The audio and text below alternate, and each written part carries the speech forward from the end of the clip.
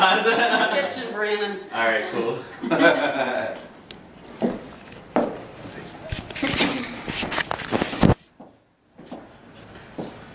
23 years ago, a young man from Evanston, Illinois, made a decision that would forever change his life.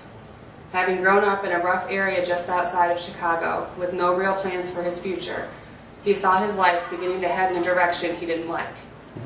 He had very little to his name and was making just enough money at Pizza Hut to afford his most basic needs.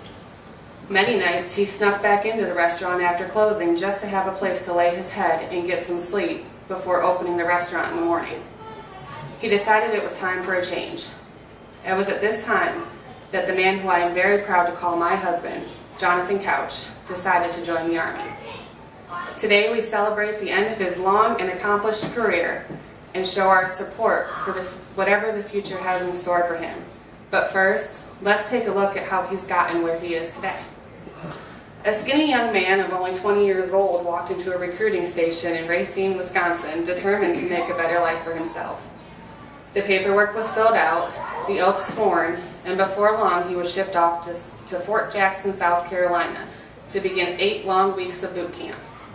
His closest friends back home were taking bets on how long it would take before his smart mouth got him shipped back home. Somehow, he managed to bite his tongue, though it must have been hard with the drill sergeants in his face and his don't take no crap attitude. I'm willing to bet the chip on his shoulder led him to running more miles and doing more push-ups than he has ever done since. He survived, though, and completed his first step.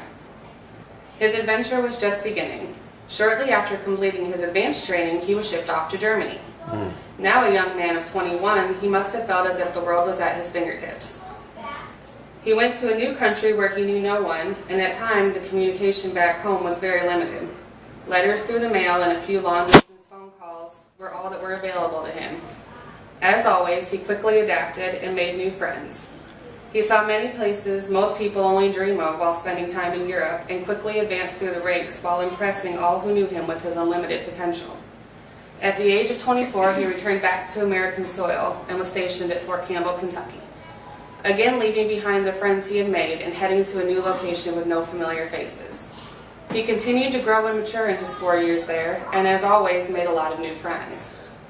4 years is a long time to spend in one location for a soldier, though, and so he was off again. This time his destination was Korea. A slightly more mature man of 28, he quickly realized the culture and atmosphere in Korea is quite a bit different. He often says the biggest shocker was the distinct smell that filled the air as he walked off the plane, and not in a pleasant way. It was the lovely aroma of fertilizer for the rice fields. Travel off base didn't come often, and as often as these guys would have liked to, but they managed to find ways to entertain themselves.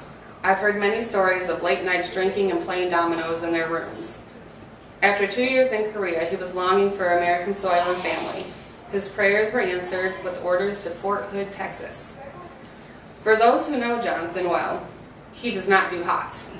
It's amazing to me that he didn't end his career and move back north just to avoid the hot Texas sun.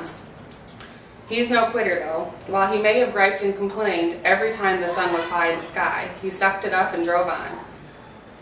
This is where he was on September 11, 2001, the day that would forever change our country and the lives of our soldiers. There's no panic or fear in the heart of a soldier, or at least none they will ever show.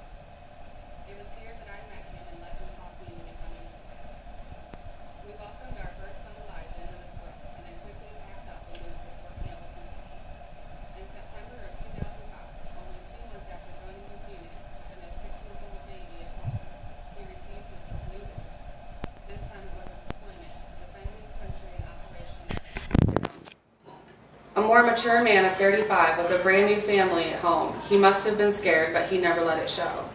Putting on a brave front, he packed his bags, kissed his wife, and shipped off for a 12-month tour in an area most people wouldn't dream of traveling to. The living conditions weren't the best, and the most reliable form of communication was email. He watched his son say his first word, hold his own bottle, cut his first tooth, and take his first steps through video. Elijah knew his daddy by the many pictures that were shown to him every day, and knew his voice from the brief and often choppy phone calls. Following the 12-month deployment, he spent 12 months back at home with his family. He wasted no time attempting to make up for lost time with his son, now a toddler. Even after long hours at work, he returned home to bathe his son in attention, teaching him to catch a ball, day trips to the zoo, and playing games were regular activities. The fear that his son would forget him during his deployment was quickly wiped away as they became two peas in a pod. The 12 months home passed by much more quickly than the 12 months gone, and before we knew it, it was time for him to ship out again. Again, he packed his gear, kissed his wife and son, and set off for Iraq. While deployed, he served his country with excellence and earned himself a Bronze Star. As if that wasn't enough, he also began working on his bachelor's degree. He answered his family's prayers when he returned home yet again safe and sound. However, as with most military members, it was soon time to call a new location home, this time Milwaukee, Wisconsin.